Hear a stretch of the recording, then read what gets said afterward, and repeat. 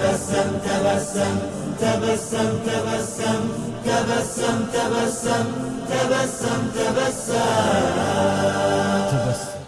الله الرحمن الرحيم. الحمد لله رب العالمين، وأصلي وأسلم على المبعوث رحمة للعالمين نبينا محمد وعلى آله وأصحابه ومن اهتدى بهديه واقتدى بسنته إلى يوم الدين، وبعد. فقد قال جل وعلا في كتابه المجيد وفرقانه الحميد: أعوذ بالله من الشيطان الرجيم، بسم الله الرحمن الرحيم. لا يستوي منكم من أنفق من قبل الفتح وقاتل أولئك أعظم درجة من الذين أنفقوا من بعد وقاتلوا وكلا وعد الله الحسنى والله بما تعملون خبير. وعن عبد الله بن مسعود رضي الله عنه قال: ما زلنا أعزة منذ أسلم عمر، أو كما قال. Honorable scholars, respected brothers, elders, friends, listeners, viewers and sisters, as humans, we all at some point or the other find ourselves slipping into a form of weakness, feebleness and lethargy. And hence we need motivation, we need somebody to inspire us, somebody to give us that sense of motivation to propel us to greater heights. Who better than those people who were groomed, who were shaped, who were molded by the greatest of Allah's creation, and that was the Prophet ﷺ. In our discourse today, I endeavor, and I hope I can, adequately impress upon myself and you, listeners and viewers, anecdotes from the rich legacy of the great giant of Islam, Umar ibn Khattab radiyallahu anhu.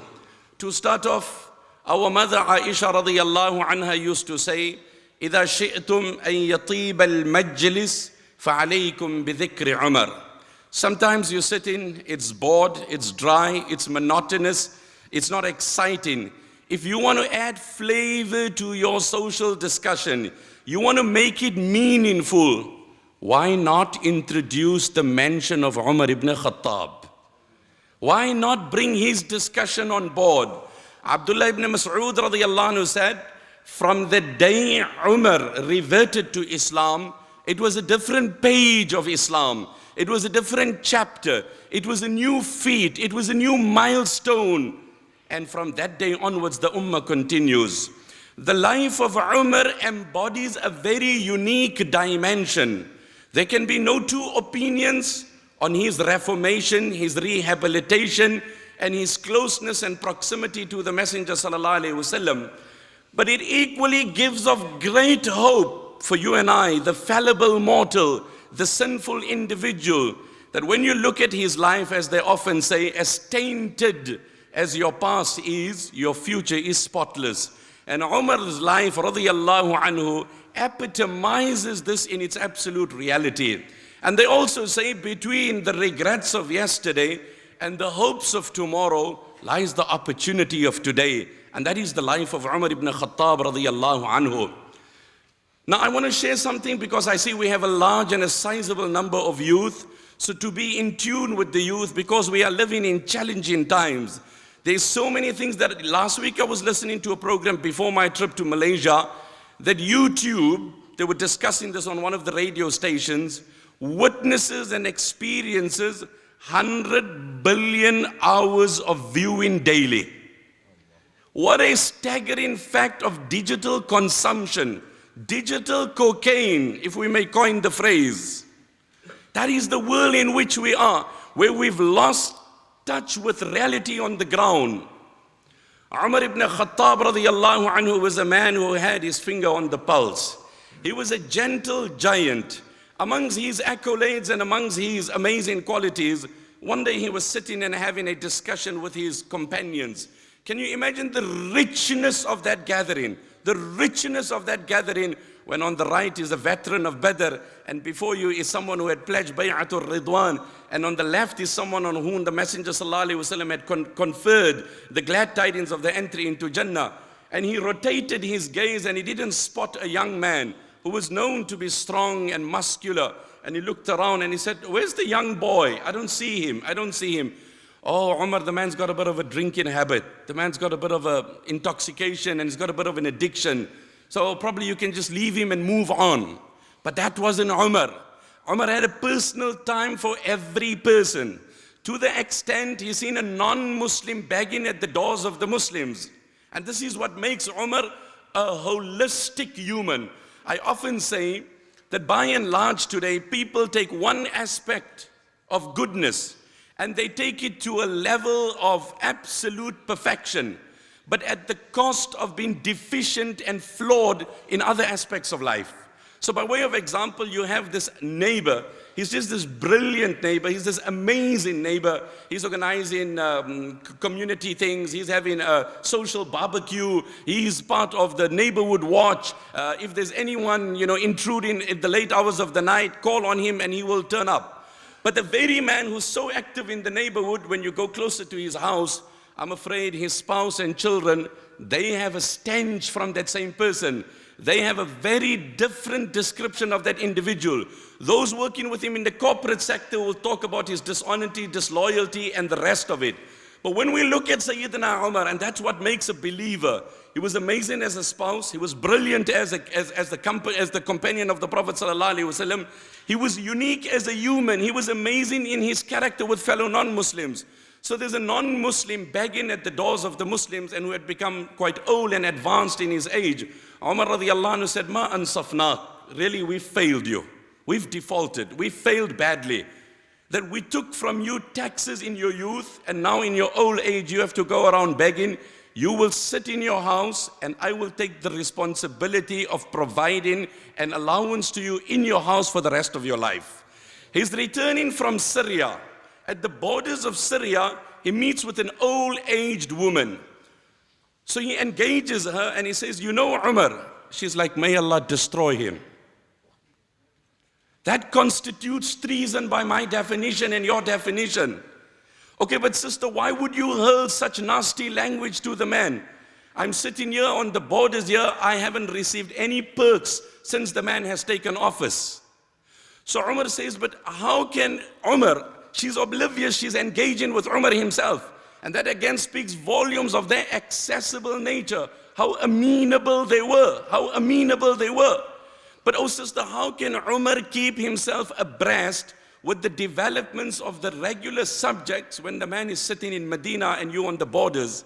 And the answer was so simple yet so profound. If he doesn't keep himself abreast, then he doesn't deserve to be the Khalifa. And that pierced the heart of Umar. You know, when Umar ibn Abdul Aziz took office, and it was a tiring night burying the previous Khalifa, so the butler was at the door, and strict instructions were put in, listen, nobody comes in, the Amir is tired, he needs to rest, he needs to rejuvenate, and just when he retires, there's a knock on the door. And who's it? It's his son Abdul Malik. Listen, according to the protocol of your dad, I cannot usher you in. Okay, but I need just 2 minutes with my dad. The message is conveyed to the dad via the messenger, and he tries to tell him, please tell my son to just lay off for a few moments. But tell my dad, I need to sleep. Tell my son I just need some rest. When I get my act together, then I will come out and address the issues. And the son comes and he says, Dad, you've come into office and all the responsibilities are on your shoulders. You're saying you're going to rest now and sleep. I just want to ask you, what guarantee do you have that you will get up at the time you intend to get up? And see what history writes. This was the day of his inauguration. فَأَطَارَتِ النَّوْمَ مِنْ بَيْنِ عَيْنَيْهِ. It was this statement of this young soldier that jolted his father and literally stripped him of sleep and made him one with insomnia for the rest of his life. Because those words pierced a spear into the back of his father. And that was Umar ibn Abdul Aziz. Not that he was any less prior to that statement, but it only gave him that final or that added touch. One day in Medina Munawwara, Sayyidina Umar was patrolling the streets. Let me mention this incident because it's relevant to the youth, and I'll come back to this, what I'm saying. And that was the greatness of the life of Umar. You will never tire reading. We need to read more, we need to study more, and we need to draw our cue, our motivation, our inspiration from people like this here, who were the real humans. You know, they say there's a big difference in human being and being human. We are human beings, but the best of us are not being humans. And it's time we bring in that moral fiber back into our life and have that personal touch. Anybody could hold the hand of Umar and say, Umar, what you're doing is out of the mark, is not online. And Umar would just mellow down. So he ascends the pulpit in the blessed and the sacred masjid of the Messenger sallallahu alaihi wasallam. And the masjid is brimming to capacity with the great, great Sahaba. And while he's delivering his discourse, amongst the attendees are Salman al-Farsi radiyallahu anhu. And when I visualize this, literally my brain freezes, simply because we've digressed from that rich point to such a level that unfortunately we have difficulty in digesting it in theory, leave alone execute it in reality. And while he's giving the talk, Salman Farsi radiyallahu anhu said, Umar, just hold there. We're not even listening to you and we're not even paying attention. So maybe you just want to halt your sermon. Okay, and why would you say that? Lima ya Aba Abdillah? Because, oh Umar, everybody received one piece of cloth from the national treasury as part of the spoils of war and the booty that had come in. So I received my one cloth, my companion received, but I see yourself clad with two. So my mind is now running in different directions, that where do you enjoy these perks from? So maybe you just want to put my anxiety to bed and put my uneasiness to rest so I can listen to you nicely. So Umar is like, okay, point taken. Abdullah, my son, please come up and just respond. He said, oh, Salman al-Farsi, this was the time when Islam was in its glory. You know, in Arabic they say, ليس الفتى من يقولها أن ليس الفتى من يقول كان أبي وكان جدي إنما الفتى من يقولها أنا ذا. There is no accomplishment to the man who stands on the podium and only raves about how great his ancestors are when he himself is devoid of total virtue. While somebody else said in the English language, some of us boast about the richness of our ancestors as if we were responsible for their accolades. As if we made Umar, as if we made Abu Bakr radiyallahu anhu, as if it was us. We talk about them so fondly and we speak about them so greatly, as if we were responsible. There's simply no comparison between the two of us. So the young boy Abdullah comes in and he said, oh Salman Farsi, I received a piece of cloth, my dad received one, and I gifted my cloth to my dad, hence he's clad with two. And Salman Farsi said, Al-an nasma' wa nuti'. Now my mind is clear, my heart is clear, I see with a clear eye, no obscured views, you can resume, Umar, we're listening to you. He delivers the khutbah, and part of the khutbah, and probably this is something for our young children as well, may Allah reward you for coming and being part of this great initiative, and may you go out and be a source of motivation in a world where really there is absolute chaos, mayhem and crisis out there dealing with the youth. When we look into the life of Umar radiyallahu anhu, then we find he had this amazing ability that anybody could advise him and he was ready to take the advice and make better of himself. He was ready to improve himself at any cost. Regardless of who addressed, he looked at the message and not the person. And if this can be the highlight of our life, it would be a different dimension. So he ascends the pulpit, he gives the discourse, and he said, listen, people are giving some exorbitant dowries to women. Probably we need to curb this and curtail this, and we need to clip the wings on this practice that is just becoming widespread. He made his remark, pronounced his statement, descended off the pulpit, and as he was moving, after the Jummah prayer, a sister approached and she engaged him. لَكِتَابُ اللَّهِ أَحَقُّ أَن يُتَّبَعَ أَمْ قَوْلُكَ. Umar, just a quick question. Are we obliged to listen to you or to Allah? And Sayyidina Umar said, of course Allah, and my aim is to communicate the message of Allah. But then I find inconsistency between the statement of Allah and your statement. Okay, and where do you find it? Look at how much knowledge there were in the general attendees of a congregation, that your knowledge was of such a capacity that you could challenge the Amir of that time, and it was taken in good spirit. I often say today we've stooped to a level, it's no longer comparison of the levels of knowledge, it's comparing on the levels of ignorance. It's like he's more ignorant, he's less ignorant, he's a fool, he's naive. He's ignorant and silly, he's only ignorant but not so foolish. These are the kind of comparisons we've slipped into. But when it was with them, it was alim, alu, allam, it was, different statements.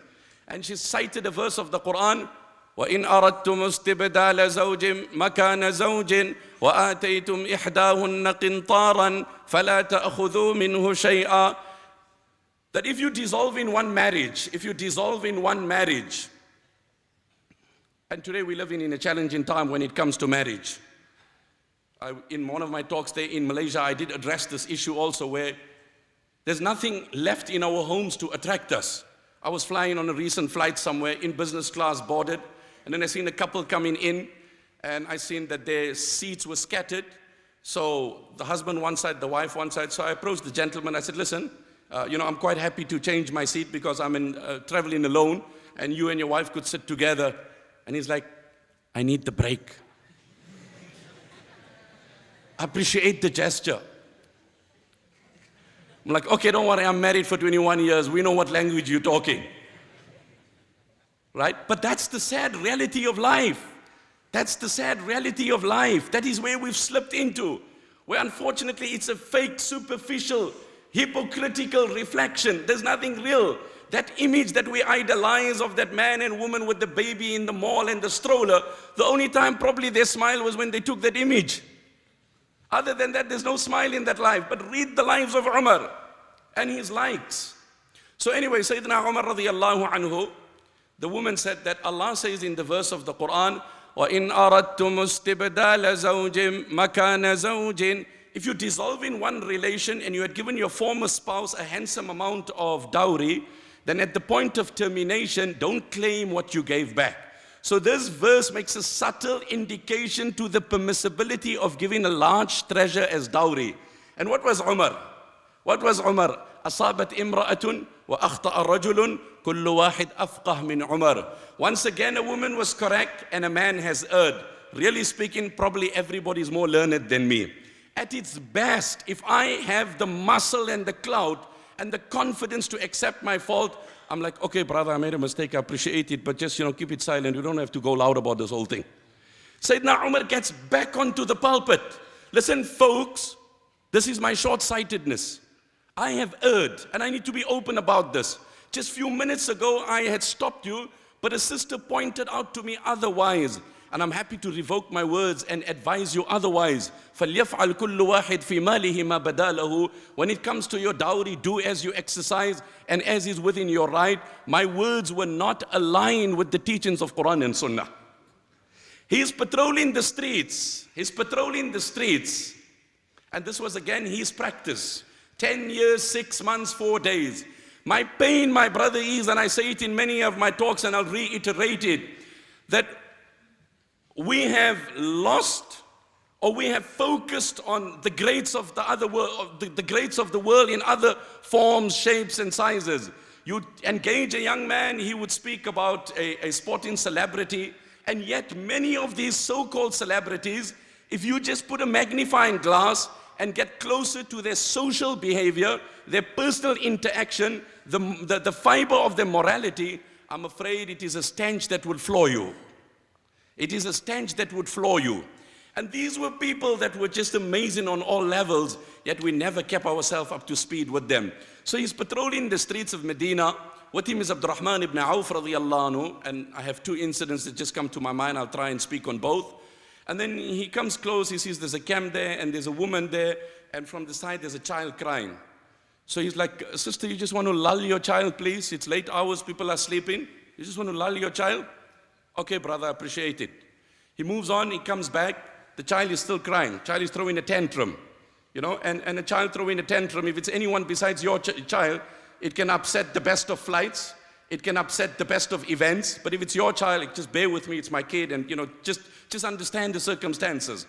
And that's how Allah has made us as parents, the love that we have for our children. May Allah guide and protect our youth. And then he comes back and he says, Inni la araki su'in. But sister, you know what? You look wicked, man. And that was Umar. He was straight, he was candid, he was transparent, he was not superficial or hypocritical. He would say it as it is, but he meant sincerely. So you never took offense to his straight nature. Sister, you look like a very strange woman. I asked you to lull your child, but you wouldn't lull your child. It's the late hours of the night. But brother, you know what? You don't know my circumstances. And honestly, brothers, we need to be sensitive. The other day I went to a shop and I entered and I wanted to do a purchase, and a brother walked in and I greeted him, and he was a bit cold and withdrawn and withheld, but knowing him to be a bubbly person. And in my mind, in my heart, I started saying, but he's giving me a bit of a cold shoulder. And then I greeted him again and he said, oh, Shaykh, just make dua, man. I just buried my 18-year-old daughter yesterday. And I'm like, oh my Allah. We really don't know. And we are aware that there's a janazah, and may Allah make it easy for the husband and the family and the children. And may Allah give sabr to all. Sayyidina Umar said, كُلَّ يَوْمٍ يُقَالُ فِيهِ مَاتَ فُلَانٍ وَمَاتَ فُلَانٍ وَلَا بُدَّ مِنْ يَوْمٍ يُقَالُ فِيهِ مَاتَ عُمَرٍ. Every day you hear, he died, she died, they died, so many died. One day you're going to hear Umar ibn Khattab also died.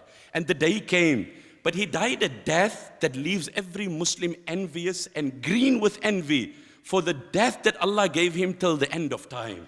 A death like no other death. A passing away like no other passing away.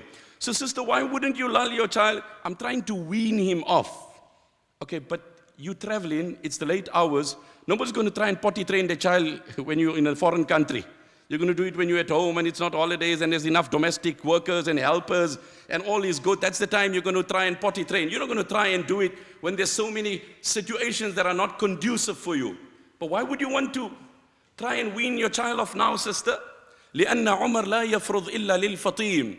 Because Umar has only allocated a budget for a child once he's been detached from the milk of his mum. And I'm dry with funds and I need to, get in money and revenue, whatever I can. So I'm trying to get my child off quickly so I can qualify and get that much revenue in. Oh, sister, sorry, apologies. She is clueless and oblivious who she's speaking to. These were the great people of Islam. Don't hasten, sister, just hang on. Just hang on there. He leaves from there and he starts crying. He comes to Fajr, the adhan is called out. He leads the prayer.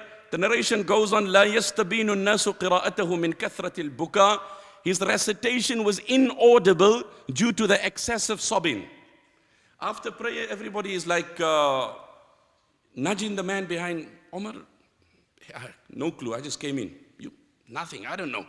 He stands up himself. People remain seated. You take pride in calling me the leader of the Muslims, but honestly speaking, today I have realized I'm not a leader, but I'm more of a butcher and a killer. Then he publicly reproaches, chastises, admonishes himself. بُؤْسًا لَكَ يَا عُمَرْ كَمْ قَتَلْتَ مِنْ أَوْلَادِ الْمُسْلِمِينَ.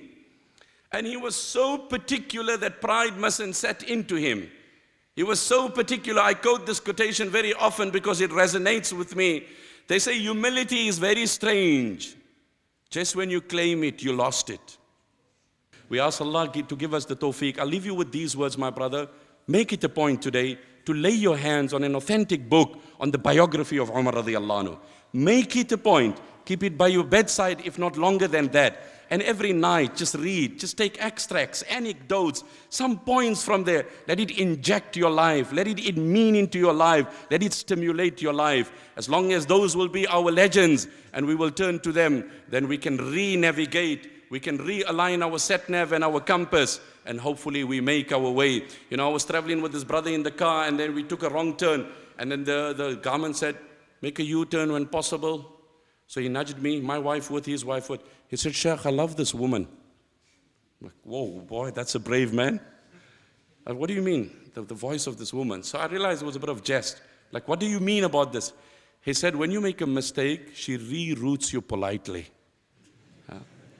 And honestly, my brother, if we can reroute one another politely, let me hold your hand, you hold my hand, and together we try and find a common direction towards Allah. Wa sallallahu wa sallim ala nabiyyina Muhammad wa ala alihi wa ashabihi. تبسم وخل الهموم وخل الغموم وخل الضجر.